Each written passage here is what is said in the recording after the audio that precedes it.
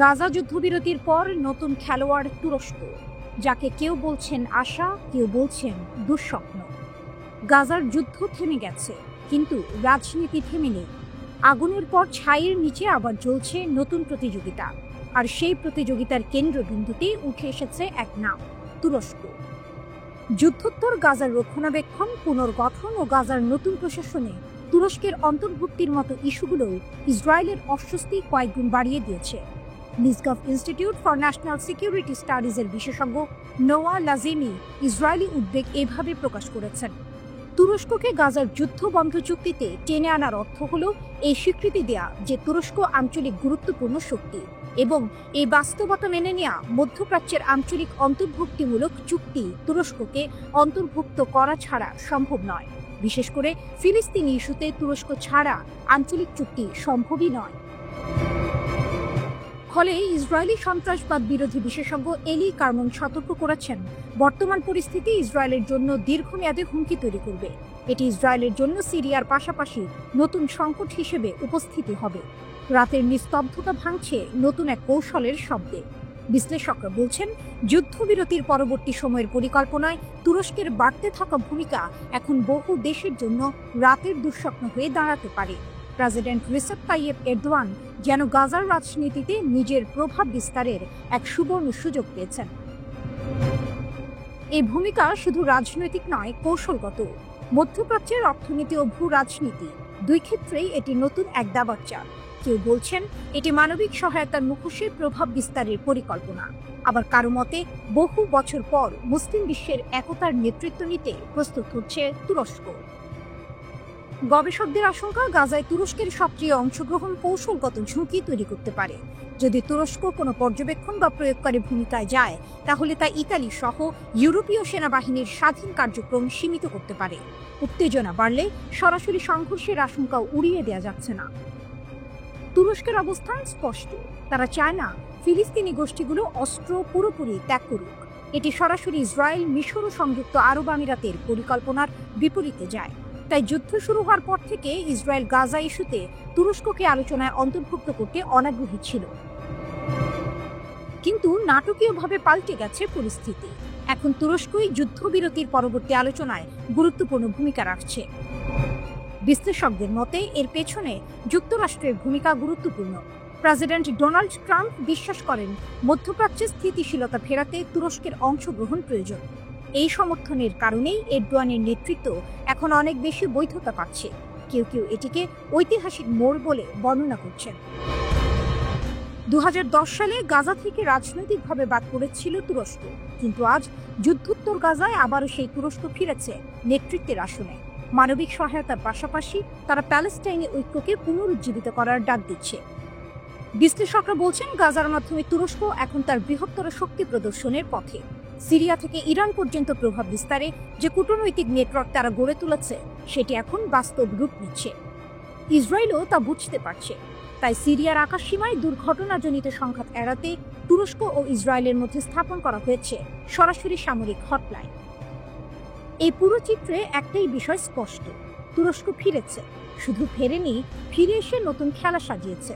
গাজার ধ্বংসস্তূপে দাঁড়িয়ে এরদোয়ান যেন বলছেন, মধ্যপ্রাচ্যের রাজনীতি আর আগের মতো থাকবে না। গাজায় তুরস্কের প্রথম কৌশলগত স্বার্থ হল তারা গাজার প্রতিরোধ আন্দোলন ও বাসিন্দা উভয়কে বাঁচিয়ে রাখতে চায়। এমনকি যদি প্রতিরোধ যোদ্ধাদের অস্ত্র সমর্পণ করতেও হয়, তবুও তাদের বাঁচিয়ে রাখতে চায় তুরস্ক।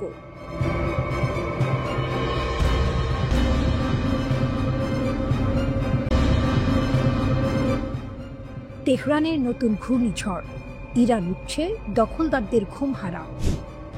যুদ্ধ শেষ হয়েছে কয়েক মাস আগে, কিন্তু তার প্রতিধ্বনি এখনো বাজছে তেহরানের আকাশে। ইসরায়েলের সঙ্গে সেই ভয়ঙ্কর সংঘর্ষের পর থেকে ইরান যেন নতুন করে জন্ম নিয়েছে। অতীতের ক্ষতকে শক্তিতে রূপান্তরিত করে তারা এখন দাঁড়িয়েছে আগের চেয়ে আরো শক্তিশালী, আরো ভয়ঙ্কর। ইরানের রাস্তায় এখন গর্জে উঠছে সামরিক কুচকাওয়াজ, ক্ষেপণাস্ত্রের ধাতব ঝলক, আকাশ প্রতিরক্ষার নতুন নকশা আর মোহরার শব্দ যেন ঘোষণা করছে এবার ইরান প্রস্তুত। Major general Abdur Rahim Musavi, ইরানের সশস্ত্র বাহিনীর প্রধান, বুধবার তেহরানে দাঁড়িয়ে এক সতর্কবার্তা দিলেন। তার কণ্ঠ ছিল দৃঢ়, চোখে আগুন। আমাদের প্রতিরক্ষা এখন যুদ্ধ প্রস্তুতির পর্যায়ে পৌঁছেছে। শত্রুরা ভুলেও ইরানের দিকে তাকাতে সাহস পাচ্ছে না। আমেরিকা বা ইসরায়েল কেউই এবার আক্রমণ করার চিন্তা করুক না।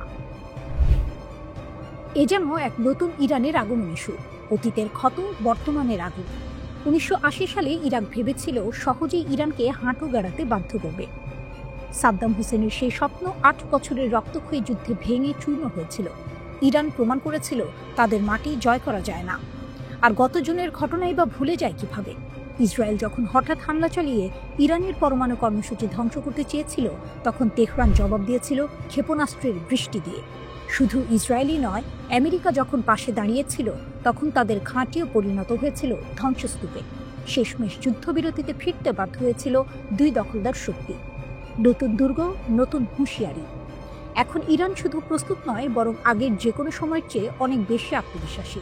তাদের প্রতিরক্ষা খাত নতুন করে সাজানো হয়েছে। আকাশ প্রতিরক্ষার ঢাল এতটাই মজবুত যে শত্রুপক্ষ এখন আক্রমণের আগে শতবার ভাববে। ক্ষেপণাস্ত্র ভাণ্ডার এতটাই সমৃদ্ধ যে আকাশে উঠে শত্রুর বিমান নামানো শুধু সময়ের ব্যাপার। মুসাফি গর্জে উঠলেন, আমাদের সশস্ত্র বাহিনী দেশের স্বাধীনতা, নিরাপত্তা ও সীমান্ত রক্ষায় পুরোপুরি প্রস্তুত। এবার যে কোনো আগ্রাসনের জবাব আমরা দ্বিগুণ শক্তিতে দেব। ইরানের জাগরণ, দখলদারদের আতঙ্ক।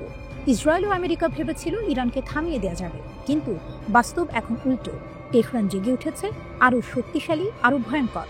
আকাশে ড্রোন, মাটিতে ক্ষেপণাস্ত্র, সীমান্তে সেনাদের পদশব্দ, সবকিছু মিলে যেন ঘোষণা করছে নতুন এক যুগের সূচনা। বর্তমানে ইরান শুধু একটি দেশ নয়, বরং এক দুর্গ, যেখানে প্রতিটি ইট বসানো আছে প্রতিরোধের ইতিহাস দিয়ে। প্রশ্ন এখন একটাই, কে সেই বোকা যে আবার আগ্রাসনের দুঃসাহস দেখাবে?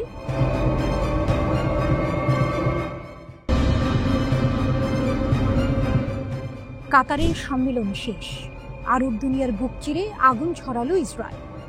মুসলিম দেশগুলো দোহায় একত্র হলো, একসাথে থাকার শপথ নিল। কিন্তু সম্মেলনের কয়েক ঘন্টা পার হতে না হতেই ইসরায়েলের যুদ্ধবিমান আকাশ চিরে পৌঁছে গেল ইয়েমেনের আকাশে। হোদেইদা, লোহিত সাগরের তীরে দাঁড়িয়ে থাকা কৌশলগত বন্দর, সেই বন্দরেই ঝরে পড়ল বোমার ঝড়। প্রশ্ন জাগে, ইসলামিক সম্মেলন তবে অকার্যকর? দোহা থেকে সতর্কবার্তা গিয়েছিল, মুসলিম ব্লক ইসরায়েলকে সাবধান করেছিল, কিন্তু তেল আবিব যেন কর্ণপাত করল না, উল্টো আগুন ছুড়ে দিল ইয়েমেনের দিকে। আইডিএফ গর্ব করে ঘোষণা করল এই হামলা ছিল সামরিক অবকাঠামোর বিরুদ্ধে। তাদের দাবি হোদেইদা ব্যবহার হচ্ছে ইরানি অস্ত্র পাচারের ঘাঁটি হিসেবে। সেই অস্ত্র দিয়েই হুথিরা ক্ষেপণাস্ত্র আর ড্রোন ছুড়ে দিচ্ছে ইসরায়েলের বুকে। কিন্তু ইয়েমেনি সংবাদ মাধ্যম আল মাসিরার রিপোর্ট ভিন্ন ছবি আঁকে। তারা বলছে 12 দফা বিমান হামলায় ইসরায়েল ধ্বংস করেছে কৌশলগত সাইটগুলো। সাধারণ মানুষকে আগেই খালি করার নোটিশ দেওয়া হয়েছিল, কিন্তু রাতের আধারে বন্দরে কেঁপে উঠেছে আকাশ বাতাস। ইসরায়েলি প্রতিরক্ষা মন্ত্রী কঠোর হুঁশিয়ারি দিলেন, হুথিদের ভুলের মূল্য দিতে হবে। ইসরায়েল কাটস আরও যোগ করলেন, ভবিষ্যতে হামলার যে কোনো প্রচেষ্টা ভেঙে চুরমার হবে আরও শক্তি দিয়ে। কিন্তু এখানেই টুইস্ট। হুথিদের ভুলের মূল্য দিতে হবে। ইসরায়েল কাটস আরও যোগ করলেন, ভবিষ্যতে হামলার যে কোনো প্রচেষ্টা ভেঙে চুরমার হবে আরও শক্তি দিয়ে। কিন্তু এখানেই টুইস্ট। হুথির মুখপাত্র জানালেন, তাদের আকাশ প্রতিরক্ষা ব্যবস্থা ইসরায়েলি যুদ্ধ বিমানের সঙ্গে লড়েছে। ইয়েমেনের আকাশে আগুন আর ধোঁয়া, এক যুদ্ধে দুই শক্তির মুখোমুখি সংঘর্ষ। প্রসঙ্গ ভুলে গেলে চলবে না, কেন ইসরায়েল এত আক্রমণাত্মক? কারণ হুথিরা থেমেনি। 18 মার্চ থেকে তারা ইসরায়েলের দিকে ছুড়ে দিয়েছে 84টি ক্ষেপণাস্ত্র ও 37টি ড্রোন। এর মধ্যে কিছু ইসরায়েল ঠেকিয়েছে, কিন্তু কিছু গোলে ঢুকে গেছে ইসরায়েলের বুকের ভেতরে। গত সপ্তাহেই দুনিয়াকে চমকে দিয়ে হুথির ড্রোন রামন বিমানবন্দরে আঘাত এনেছিল। 13ই সেপ্টেম্বর তারা ছুড়েছিল ক্লাস্টার ওয়ারহেড ক্ষেপণাস্ত্র, লক্ষ্য তেল আবিবের দিকে।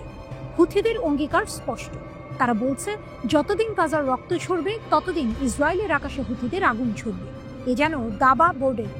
এ যেন দাবা খেলার বোর্ড। একদিকে আধুনিক প্রযুক্তি, মার্কিন সমর্থনে সজ্জিত ইসরায়েল, অন্যদিকে পর্বতমালা ঘেরা ইয়েমেনি যোদ্ধা, হাতে ক্ষেপণাস্ত্র, হৃদয়ে শহীদ হওয়ার স্বপ্ন। চিত্রটা সিনেমার মতো। আকাশে ইসরায়েলি F-35 গর্জন করছে, মাটিতে হুথি প্রতিরক্ষা ভেদ করে ছুটে চলেছে ড্রোন আর ব্যালিস্টিক ক্ষেপণাস্ত্র। বন্দর শহরের আকাশে ধোঁয়ার কুণ্ডুলি, কিন্তু ইয়েমেনিরা থামেনি। আজকের এই লড়াই শুধু ইয়েমেন ইসরায়েলের নয়, এটি এক প্রতিরোধ। এক ঘোষণা যে ছোট্ট ইয়েমেনও ভয় দেখাতে পারে বিশাল শক্তিকে। শেষ দৃশ্যটা হয়তো এখনো লেখা হয়নি, কিন্তু স্পষ্ট এই যুদ্ধ শুধু বোমা আর ক্ষেপণাস্ত্রের নয়, এটি ইচ্ছাশক্তির, এটি সাহসের, এটি প্রতিরোধের ইতিহাস। হোদেইদার বন্দরে ধোঁয়া উঠছে, কিন্তু ইয়েমেনের যোদ্ধাদের চোখে জ্বলছে আগুন। এই যুদ্ধ থামবে না। গাজার জন্য, মুসলিম উম্মার জন্য, ন্যায়ের জন্য হুথিরা আবারও আঘাত হানবে।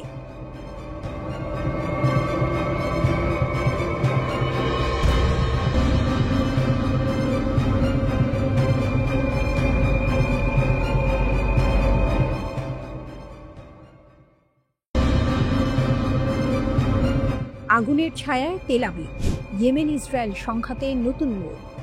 ভোরের অন্ধকার তখনও কাটেনি। হঠাৎ করেই মধ্য ইসরায়েলের আকাশ জুড়ে বেজে ওঠে সাইরেন। মানুষ দিশেহারা, কেউ আশ্রয় কেন্দ্রে ছুটছে, কেউ বা জানালার ফাঁক গলে তাকিয়ে আছে আকাশের দিকে। ঠিক সেই সময় খবর এলো ইয়েমেনের হুথি যোদ্ধারা ইসরায়েলের তেল আবিবে নিক্ষেপ করেছে হাইপারসনিক ব্যালিস্টিক ক্ষেপণাস্ত্র। এটা কিন্তু কোনো সাধারণ হামলা নয়। হুথিদের দাবি এই ক্ষেপণাস্ত্র বহন করছিল গুচ্ছ বোমা, যেটা একসাথে একাধিক লক্ষ্যবস্তু ধ্বংস করার ক্ষমতা রাখে। তারা বলছে অভিযান সফল হয়েছে, সংবেদনশীল জায়গাগুলোতে আঘাত হেনেছে। নাম দিয়েছে প্যালেস্টাইন 2 ক্ষেপণাস্ত্র অপারেশন। প্রতিশোধের আগুন। ইসরায়েলি যুদ্ধবিমান আঘাত হানে ইয়েমেনের রাজধানী সানায়। একটি সামরিক জনসংযোগ সদর দপ্তর আর জ্বালানি স্টেশন ধসে পড়ে মুহূর্তেই। অন্তত ৩৫ জন মারা যায়, আহত হয় ১৩০ জনের বেশি। চারপাশ জুড়ে ছড়িয়ে পড়ে ধ্বংসস্তূপ আর আতঙ্ক। হুথিদের ভাষায় সানার রক্ত বৃথা যাবে না। সেই প্রতিশোধের আগুনেই তারা ছুড়ে দেয় ক্ষেপণাস্ত্র সরাসরি ইসরায়েলের কেন্দ্রবিন্দুতে। ইসরায়েলের দাবি আকাশে ধ্বংস, তবে অন্য এক ছবি আঁকছে ইসরায়েলি প্রতিরক্ষা বাহিনী আইডিএফ। তাদের দাবি ইয়েমেন থেকে ছোড়া ক্ষেপণাস্ত্র মাঝপথে প্রতিরক্ষা ব্যবস্থা ধ্বংস করে দিয়েছে। আইডিএফ অবশ্য এ নিয়ে মুখ খোলেনি যে ক্ষেপণাস্ত্র আসলেই গুচ্ছ বোমা বহন করছিল কিনা। তবে এই হামলা যে ইসরায়েলি নাগরিকদের মধ্যে ভয় ঢুকিয়ে দিয়েছে তাতে সন্দেহ নেই। আকাশে সাইরেন বাজতেই এক মুহূর্তে শহর থেমে যায়। নেতানিয়াহুর লড়াইয়ের ঘোষণা। ইসরায়েলি প্রধানমন্ত্রী নেতানিয়াহু বলছেন, কয়েকদিন আগেই আমরা হুথিদের সন্ত্রাসী সরকার ভেঙে দিয়েছি। রামন বিমানবন্দরেও তারা হামলা চালিয়েছে, কিন্তু তাতে আমাদের সংকল্প দুর্বল হয়নি। আমরা আকাশ থেকে আবার আঘাত হেনেছি তাদের ঘাঁটি ও সন্ত্রাসী কেন্দ্রগুলোতে। যারাই আমাদের আঘাত করবে আমরা তাদের খুঁজে বের করব। এ যেন এক যুদ্ধ ঘোষণা। দুই পক্ষই নিজেদের অবস্থান থেকে পিছু হটতে নারাজ। প্রতিশোধ থামছে না। ইসরায়েলের দাবি যতই হোক ক্ষেপণাস্ত্র প্রতিহত করা গেছে। হুথিদের কণ্ঠে শোনা যাচ্ছে ভিন্ন সুর। তারা বলছে গাজার মানুষের সঙ্গে সংহতি জানিয়ে ইসরায়েলকে টানা আঘাত করতে থাকবে। এমনকি প্রাণঘাতী হামলা হলেও প্রতিরোধ থামবে না। এই টানাপোড়েনের মাঝে ইসরায়েলি বিমান হামলায় নিহত হয়েছিলেন ইয়েমেনের প্রধানমন্ত্রী আহমেদ আল রাহাবি। ফলে প্রতিশোধের অঙ্গীকার আরও শক্ত হয়েছে হুথিদের মনে। তেল আবিবের রাত এখন আর আগের মতো শান্ত নয়। একদিকে ইসরায়েলের রাজধানী প্রতিরক্ষার ব্যবস্থা, অন্যদিকে হুথিদের অদম্য প্রতিশোধ স্পৃহা। আকাশী ক্ষেপণাস্ত্রের লাল রেখা যেন রক্তক্ষরণ হয়ে ছড়িয়ে পড়ছে ইয়েমেন থেকে ইসরায়েল পর্যন্ত।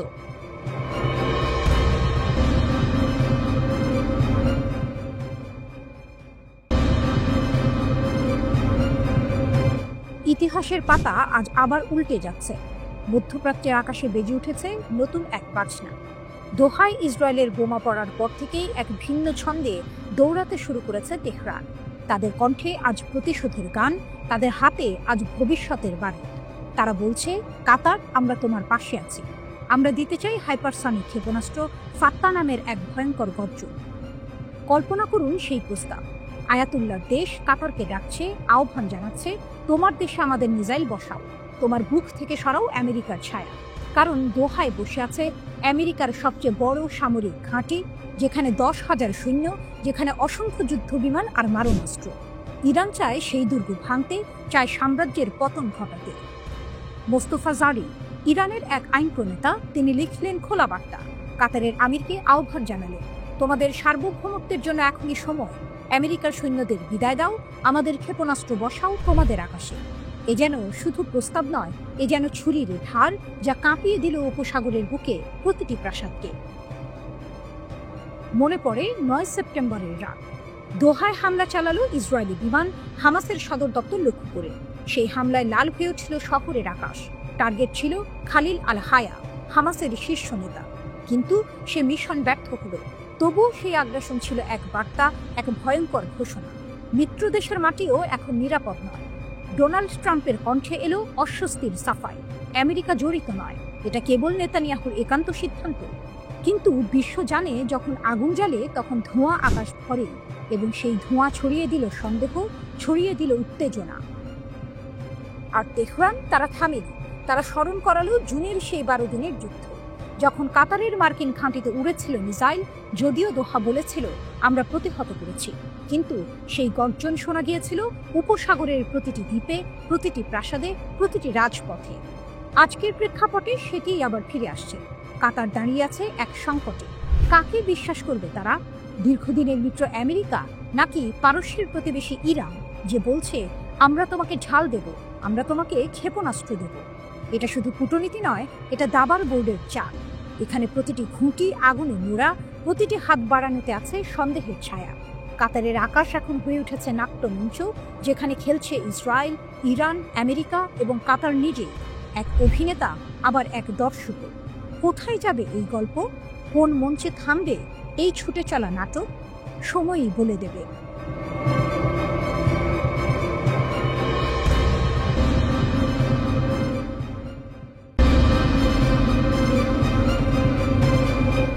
বিশ্ব রাজনীতির মঞ্চে এক অনন্য ঘটনা ঘটছে। দীর্ঘদিনের সম্পর্কের টানাপোড়েনের পর ইরান এবং কাতার একে অপরের পাশে দাঁড়িয়ে এসেছে, ইসরায়েলের বিরুদ্ধে শক্তিশালী ঐক্যবদ্ধ প্রতিক্রিয়া গড়ে তোলার জন্য। ইরানের রাষ্ট্রপতি মাসুদ পেজেশকিয়ান তার সাম্প্রতিক সফরে কাতারের আমির Sheikh Tamim bin Hamad Al থানির সঙ্গে কথা বলেন, যেখানে তিনি ঘোষণা করেন ইরান কাতারের পাশে দাঁড়াবে এবং ইসরায়েলি অপরাধের বিরুদ্ধে শক্তিশালী অবস্থান নেবে। বিশ্বের মুসলিম দেশগুলো এই সময়ে কাতারের পাশে দাঁড়ানোর প্রস্তুতি নিচ্ছে। ইরান, যা কিছুদিন আগেও কাতারের সঙ্গে সম্পর্কের ক্ষেত্রে অস্থির ছিল, এখন একজোট হয়ে ইসরায়েলের বিরুদ্ধে এক গুঁয়ে কণ্ঠস্বর তুলে ধরছে। পেজেশকিয়ান বলেছেন, ইসলামিক দেশগুলোকে ঐক্যবদ্ধ হওয়া জরুরি, যাতে ইসরায়েলের অপরাধের বিরুদ্ধে দৃঢ় অবস্থান নেওয়া যায়। এদিকে কাতারের আমির শেখ তামিম তার একে অপরের সঙ্গে আলোচনা সত্ত্বেও নেতানিয়াহু সরকার যে সীমাহীন বোমা বর্ষণ করেছে তা নিয়ে গভীর উদ্বেগ প্রকাশ করেন। তিনি বলেন, নেতানিয়াহু তার অপরাধের জন্য কোনো সীমা মানে না, সে আক্রমণ করে চলেছে বিনা বাধায়। এই ঘটনা কেবল রাজনৈতিক পর্যায়ে নয়, পুরো বিশ্বের মুসলিম জাতিগুলোর কাছে একটি বড় বার্তা হয়ে দাঁড়িয়েছে। কাতার এবং ইরান একসঙ্গে ইসরায়েলের বিরুদ্ধে সাহসিকতার সঙ্গে মুখ খুলতে শুরু করেছে। তাদের ঐক্যের মাধ্যমে মুসলিম বিশ্বে এমন এক ভয়ঙ্কর প্রতিক্রিয়া সৃষ্টি হতে পারে, যা ইসরায়েলকে নিজেদের ভূমিকা পুনর্বিবেচনা করতে বাধ্য করতে পারে। কিন্তু এই পুরো পরিস্থিতি কি কেবল একটি রাজনৈতিক খেলা, নাকি এটি ধর্মীয় ও মানবাধিকার সংক্রান্ত এক গভীর সংকট? ইসরায়েলের সাম্প্রতিক হামলা, বিশেষত কাতারের রাজধানীতে হামাস নেতাদের উপর আক্রমণ, আন্তর্জাতিক অঙ্গনে সমালোচনার ঝড় তুলেছে। হামাসের দাবি, তাদের সিনিয়র আলোচক প্রতিনিধি দল বেঁচে গেছে, তবে 5 জন নিম্ন স্তরের সদস্য নিহত হয়েছে। এই ঘটনাটি আরও প্রশ্ন তুলে, ইসরায়েলের সাফল্য কি সত্যিই সফল, কিংবা এটি কেবল তাদের আক্রমণের এক ভ্রান্ত প্রচেষ্টা? বিশ্ব মুসলিম জাতিগুলোর একত্রিত প্রতিক্রিয়া কেবল রাজনৈতিকভাবে গুরুত্বপূর্ণ নয়, এটি মানবাধিকার এবং ন্যায় বিচারের একটি মাপকাঠি হিসেবে কাজ করছে। কাতারের ওপর ইসরায়েলি হামলার নিন্দা জানিয়েছে ইরান। দেশটির পররাষ্ট্র মন্ত্রণালয়ের মুখপাত্র ইসমাইল বাঘাই রাষ্ট্রীয় টেলিভিশনে দেয়া বক্তব্যে এ নিয়ে কথা বলেন। তিনি বলেন, এই পদক্ষেপ আন্তর্জাতিক আইনের স্পষ্ট লঙ্ঘন এবং কাতার ও ফিলিস্তিনি মধ্যস্থতাকারীদের জাতীয় সার্বভৌমত্বের লঙ্ঘন। পররাষ্ট্র মন্ত্রণালয়ের মুখপাত্র আরও বলেন, এটি অবশ্যই এ অঞ্চল এবং আন্তর্জাতিক সম্প্রদায়ের জন্য একটি গুরুতর সতর্কবার্তা হিসেবে কাজ করবে। এবছরের জুনের শেষ দিক থেকে যুদ্ধবিরতি পালন করছে ইরান ও ইসরায়েল। এবছরের জুনের শেষ দিক থেকে যুদ্ধবিরতি পালন করছে ইরান ও ইসরায়েল। এদিকে ইসরায়েলের প্রধানমন্ত্রীর কার্যালয় থেকে বলা হয়েছে, হামাসের শীর্ষ সন্ত্রাসী নেতাদের বিরুদ্ধে আজকের অভিযান ছিল সম্পূর্ণ স্বাধীন ইসরায়েলি অভিযান।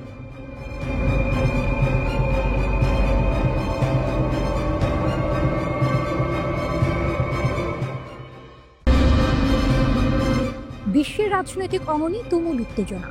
ইরান, যে দেশটির সামনে এক নতুন ইতিহাস রচনার মুহূর্ত এখন দাঁড়িয়ে আছে এক কঠিন সিদ্ধান্তের মুখে। সেপ্টেম্বরের শেষ সপ্তাহের মধ্যে জাতিসংঘের স্ন্যাপব্যাক নিষেধাজ্ঞা ফিরিয়ে আনা হতে পারে। এই মুহূর্তে ইরান কি এক নতুন শক্তি হিসেবে উঠে আসবে? ইরানের প্রকৃত লাইফলাইন।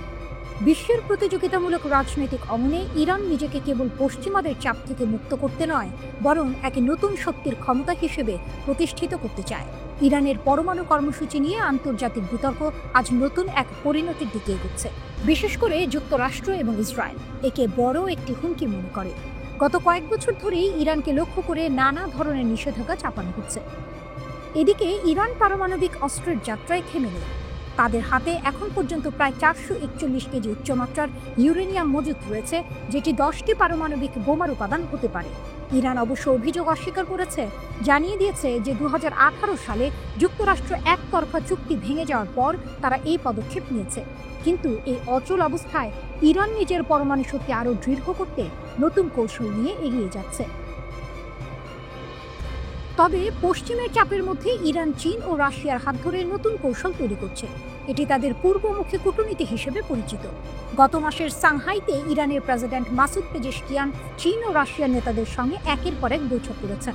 চীনের প্রেসিডেন্ট শি জিনপিং এর সাথে বৈঠকে ইরান ঘোষণা করেছে তারা 25 বছরের কৌশলগত চুক্তি বাস্তবায়নে প্রস্তুত।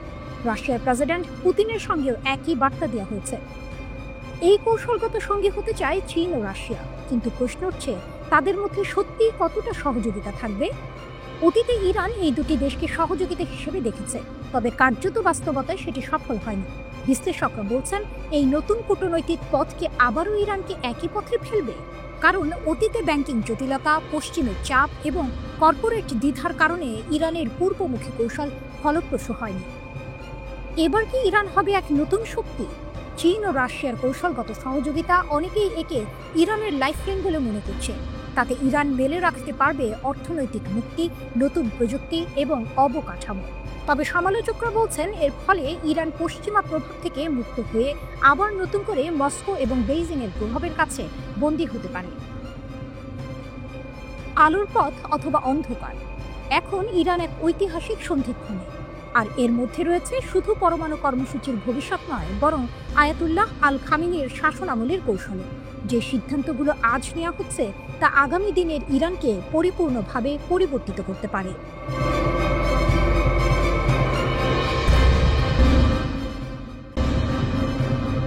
গুপ্তচরদের ফাঁসি। ইসরায়েলের থিঙ্ক ট্যাঙ্করা কি ভেবেছিল এমন পরিণতি? শান্তির বার্তা। ইরান পদক্ষেপটা নিয়েছে কড়া, কেঁপে উঠল মঞ্চটা। গুপ্তচরের বেশে ছায়ার খেলা, ইরান দেখালো শক্তি মেলা। মোসাদের এজেন্ট ধরা পড়ল, ফাঁসিতে প্রাণটাও হারালো।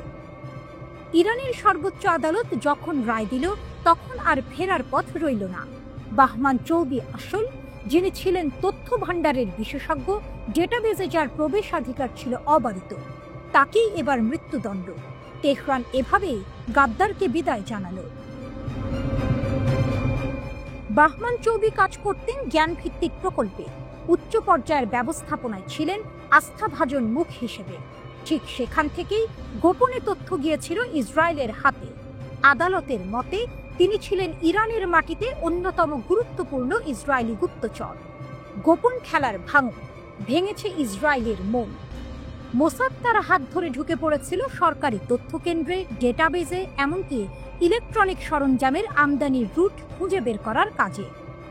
কিন্তু সেই গোপন খেলা বেশি দিন চলল না। ইরানের গোয়েন্দা নজরে ধরা পড়ল ষড়যন্ত্রটা, আর যখন প্রমাণ হলো অকাট্য, তখনই ফাঁসির দড়ি নেমে এলো। চৌবি আসলের মৃত্যুদণ্ড আসলে একক কোনো ঘটনার গল্প না। এই বছরের মধ্যে অন্তত 10 জন কথিত ইসরায়েলি এজেন্টকে মৃত্যুদণ্ড কার্যকর করেছে ইরান। বার্তা স্পষ্ট, ছায়ায় লুকিয়ে থাকা কোনো বিশ্বাসঘাতকের জায়গা দিবে না তেহরান। চৌবি আসল সেপ্টেম্বর মাসে ফাঁসি দেওয়া দ্বিতীয় ব্যক্তি। এর আগে বাবাক শাহবাজি নামের এক ব্যক্তি একই অভিযোগে ফাঁসির মুখোমুখি হন। তবে মানবাধিকার কর্মীরা দাবি করেছেন শাহবাজিকে চাপ প্রয়োগ করে মিথ্যা স্বীকারোক্তি দিতে বাধ্য করা হয়েছিল। উল্লেখ্য, ইরান ও ইসরায়েলের দীর্ঘদিনের ছায়াযুদ্ধ এবং জুনের পূর্ণমাত্রায় সামরিক সংঘাতের পর ইরান মোসাদ সংশ্লিষ্টতার অভিযোগে বহু ব্যক্তিকে মৃত্যুদণ্ড দিয়েছে। তবে গল্পের এক ভয়াবহ দিকও আছে। মানবাধিকার সংগঠনগুলো বলছে শুধু ইসরায়েলি এজেন্ট নয়, 2025 সালে ইরানে অন্তত 1000 মানুষের ফাঁসি কার্যকর হয়েছে। জানুয়ারি থেকে সেপ্টেম্বর পর্যন্ত প্রতিদিন গড়ে 9 জনেরও বেশি। এই সংখ্যা গত বছরের 975 ছাপিয়ে গেছে। আর IHI বলছে এটি 2008 সালের পর সর্বোচ্চ বার্ষিক রেকর্ড। কেউ বলছে এটি নির্মমতা, কেউ বলছে এটি রাষ্ট্রীয় শক্তির ঘোষণা। তেহরান বারবার দেখিয়েছে তাদের ভেতরে যারা ঘাঁটি গেড়ে দেশকে অস্থিতিশীল করতে চায় তাদের জন্য অপেক্ষা করছে শুধু শাস্তি। ইরান তার মাটিতে শত্রুর ছায়া থাকতে দেবে না, এক কড়া বার্তা, তেল আবিবে ধাক্কা। প্রশ্ন রয়ে যায়, এ কি ভয় দেখানো নাকি দৃঢ়তা? গুপ্তচরদের দড়ি দিয়ে শাস্তি দিয়ে ইরানকে নিশ্চিত করছে তার নিরাপত্তা।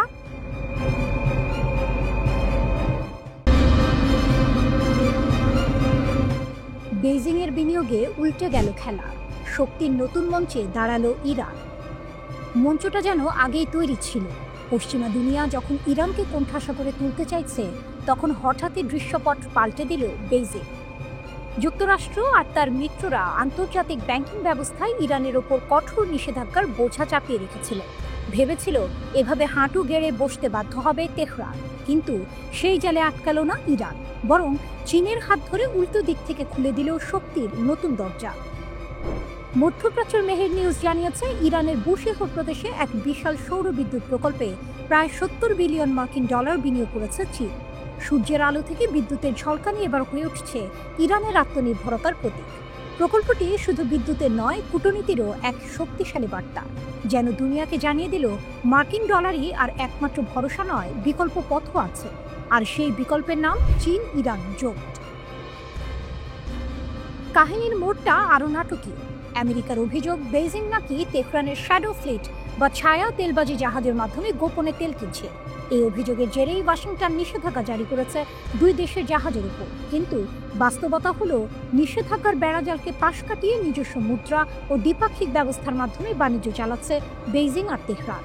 ট্রাম্প প্রশাসনের চোখ রাঙানি তাই আজ বেইজিং এর কাছে একরকম ব্যর্থ নাটকের মতো।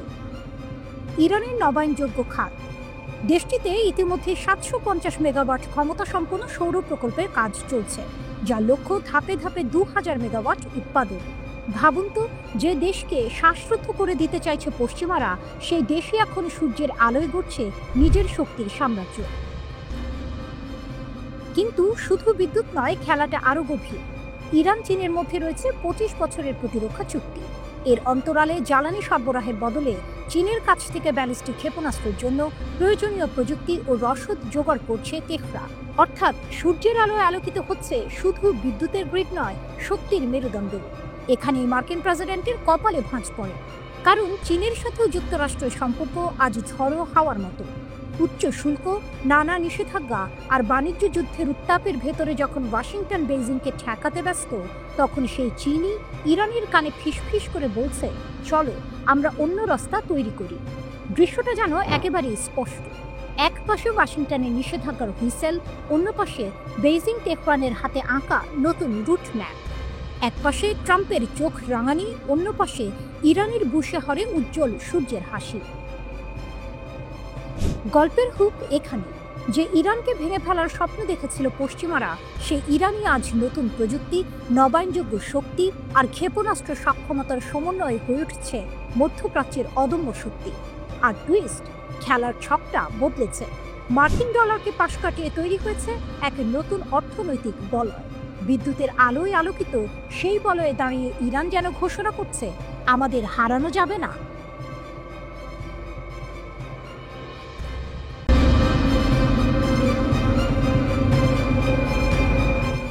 মধ্যপ্রাচ্যের আকাশে যুদ্ধের কাউন্ট ডাউন, ইরান বনাম ইসরায়েল। মধ্যপ্রাচ্যের আকাশে আবারও জমছে ঝড়। যুদ্ধ থেমেছে ঠিকই, কিন্তু শান্তি আসেনি, বরং আকাশে ভেসে বেড়াচ্ছে নতুন এক দুঃস্বপ্নের পূর্বাভাস। ইসরায়েল আর ইরান, দুই প্রতিদ্বন্দ্বী শক্তি আবারও মুখোমুখি দাঁড়াচ্ছে। প্রশ্ন একটাই, শুরু হতে চলেছে কি আরেকটি ভয়ঙ্কর যুদ্ধ? ইসরায়েল সম্প্রতি ঘোষণা করেছে তারা কিনছে আরও দুটি অত্যাধুনিক KC-46 রিফুয়েলিং বিমান। এই ধরনের বিমানের বৈশিষ্ট্য হলো এগুলো আকাশে যুদ্ধ বিমানকে জ্বালানি দিতে পারবে। এর মানে তেল আবিবের যুদ্ধবিমান আর শুধু সীমান্তের ভেতর নয়, চাইলে ইরানের গভীর অঞ্চল পর্যন্ত নিরবিচ্ছিন্নভাবে অভিযান চালাতে পারবে। বিশ্লেষকরা বলছেন, এই কেনাকাটা কোনো সাধারণ প্রতিরক্ষা পরিকল্পনা নয়, বরং তেহরানকে দ্রুত আঘাত করার কৌশল। এটা নতুন কিছু নয়। গত জুনে 12 দিনের যুদ্ধে ইসরায়েলের আকস্মিক হামলায় প্রাণ হারিয়েছিল 1000-এর বেশি মানুষ। এর মধ্যে ছিলেন সামরিক কর্মকর্তা, বিজ্ঞানী আর শত শত নিরীহ নাগরিক। পাল্টা জবাবে ইরান ক্ষেপণাস্ত্র ও ড্রোন হামলা চালিয়ে অন্তত 32 জন ইসরায়েলিকে হত্যা করেছিল। আর তাই নতুন প্রস্তুতির শব্দ শুনেই মধ্যপ্রাচ্যের আকাশ ভারী হয়ে উঠছে। ইরানের পাল্টা শক্তি, কিন্তু শুধু ইসরায়েল নয়, ইরানও সমানতালে প্রস্তুতি নিচ্ছে। ইরানের ইসলামী বিপ্লবী গার্ডসের প্রধান স্পষ্ট জানিয়েছেন, ইসরায়েল যদি আবার আগ্রাসন চালায় তবে এমন জবাব দেবে যা তারা কোনোদিন ভুলতে পারবে না। আরও এক ধাপ এগিয়ে প্রতিরক্ষামন্ত্রী আজিজ নাসিরজাদে ঘোষণা করেছেন, ইরানের হাতে এসেছে নতুন অস্ত্র, এমন ক্ষেপণাস্ত্র যা এখনো কখনো ব্যবহার করা হয়নি। এই মিসাইলের নাম কাশিম বাসির। এটি কঠিন জ্বালানি ভিত্তিক 1200 কিলোমিটার দূরের লক্ষ্যবস্তুতে আঘাত হানতে সক্ষম এবং সবচেয়ে বড় কথা, কোনো ইলেকট্রনিক জ্যামিং বা প্রতিরক্ষা ব্যবস্থাই একে থামাতে পারবে না। নাসিরজাদে একে বলছেন ইরানের সবচেয়ে নির্ভুল সার্জিক্যাল মিসাইল। কিন্তু খেলাটা শুধু ইরান আর ইসরায়েলের মধ্যে সীমাবদ্ধ নয়। সাম্প্রতিক গোপন তথ্য ফাঁস বলছে, ইরানের ক্ষেপণাস্ত্র শক্তি বাড়াতে নেপথ্যে সক্রিয় ভূমিকা রাখছে চীন। বিশ্লেষকরা বলছেন, 2021 সালে দুই দেশের 25 বছরের কৌশলগত চুক্তির ফলে আজ ইরান এত আত্মবিশ্বাসী। প্রযুক্তি, অর্থনীতি, সামরিক সহায়তা সব মিলিয়ে তেহরানকে ঘিরে শক্তির নতুন বলয় তৈরি করছে বেইজিং। এই বাস্তবতায় ইসরায়েলের সামনে দাঁড়িয়েছে কঠিন প্রশ্ন। একদিকে ইয়েমেন, গাজা, লেবানন ও ইরাকের বিভিন্ন ফ্রন্টে তারা হিমশিম খাচ্ছে। অন্যদিকে ইরানের হাতে চলে এসেছে এমন অস্ত্র যা একবার ছুটলে আয়রন ডোম কিংবা মার্কিন প্রতিরক্ষাও আটকাতে পারবে না। তাহলে কি শুরু হয়ে গেছে যুদ্ধের নতুন কাউন্টডাউন? ইসরায়েল আকাশে জ্বালানি ভরছে, ইরান হাত মেলাচ্ছে চীনের সঙ্গে। এক পাশে আক্রমণের প্রস্তুতি, অন্য পাশে পাল্টা প্রতিশোধের শপথ। মধ্যপ্রাচ্যের আকাশ যেন দাঁড়িয়ে আছে এক নতুন বিস্ফোরণের দোরগোড়ায়। আর ইতিহাস আবারও প্রশ্ন ছুড়ে দিচ্ছে, এই যুদ্ধ কি কেবল প্রতিরক্ষার গল্প, নাকি আসছে এমন ভয়ঙ্কর সংঘাত যা বদলে দেবে গোটা বিশ্বের সমীকরণ?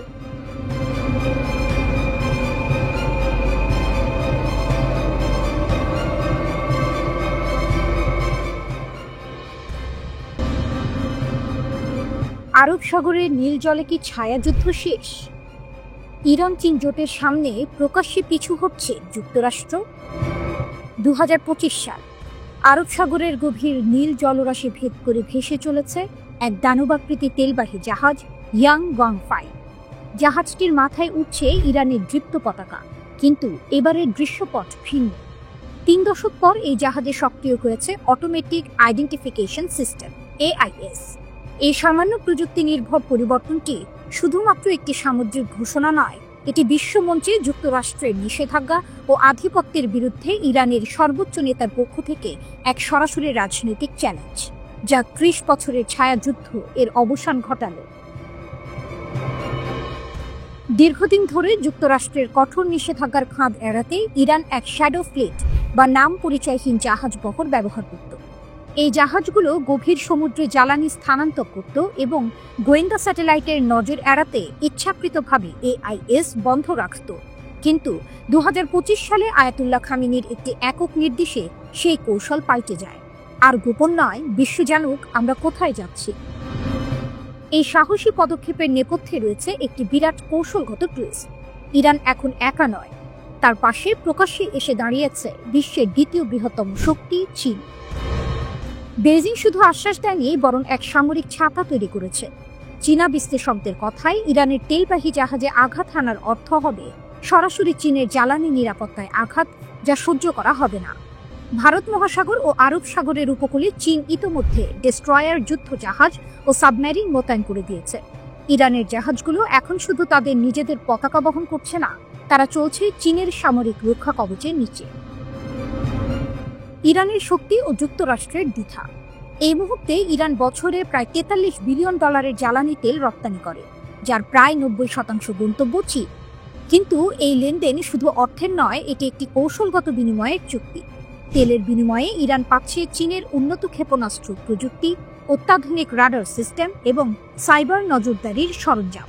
সিনোপ্যাকের মতো চীনা সংস্থা ইরানের শোধনাগারে বিনিয়োগ করে এর অর্থনীতিকে আরও মজবুত করেছে। ওয়াশিংটন ঘোষণা করেছিল যে চীনগামী ইরানি তেলবাহী জাহাজ তারা প্রতিহত করবে, কিন্তু বাস্তবতা ভিন্ন। রয়টার্সের বিশ্লেষণ অনুযায়ী ইরানের AIS চালু করা মানে যুক্তরাষ্ট্রকে এখন প্রকাশ্য সংঘাতে বাধ্য করা। ওয়াশিংটনের এক কর্মকর্তার আক্ষেপ, আমরা জানি তারা কোথায় আছে, কিন্তু ছোঁয়ার সাহস পাচ্ছি না। প্রথম কয়েক সপ্তাহেই দেখা যাচ্ছে ইরানের জাহাজগুলো কোনো বাধা ছাড়াই দক্ষিণ চীন সাগর পর্যন্ত পৌঁছে গেছে। বিশ্ববাজারে নিষেধাজ্ঞার আইনি ফাঁক থাকলেও চীন ইরান জোটের সামনে সামরিক সংঘাতে জড়ানোর ঝুঁকি নিতে ভয় পাচ্ছে বিশ্বের সবচেয়ে শক্তিশালী নৌবাহিনী। এই নতুন ব্লু করিডর কেবল ইরান ও চীনের জন্য নয়, এটি গোটা দক্ষিণ এশিয়ার শক্তি সমীকরণ পাল্টে দিচ্ছে। সবচেয়ে বড় স্নায়ুযুদ্ধের কেন্দ্র এখন হরমুজ প্রণালী, বিশ্ব জ্বালানি প্রবাহের সবচেয়ে গুরুত্বপূর্ণ ধমনী। উপগ্রহ চিত্রে দেখা যাচ্ছে ইরানের তেলবাহী জাহাজগুলোর পাশে টহল দিচ্ছে দুটি চীনা যুদ্ধজাহাজ, আর দূরের বাহরাইন উপকূলে সতর্ক অবস্থানে যুক্তরাষ্ট্রের পঞ্চম নৌবহর।